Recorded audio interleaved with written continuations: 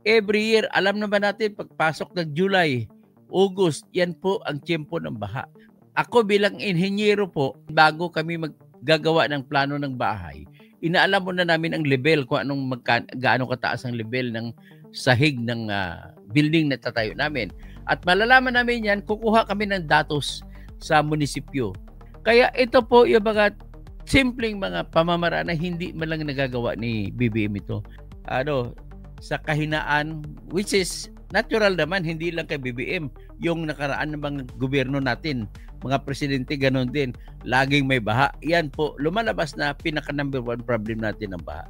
Ano kaya gagawin ni BBM? Sa ilalim ng Marcos administration mula 2022 hanggang 2025, may alokasyon na higit sa 1 trilyon. O yan sa panahon lang ni Marcos yan.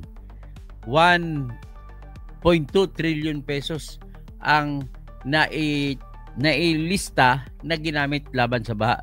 Pero nagamit nga ba? Ang tanong dyan.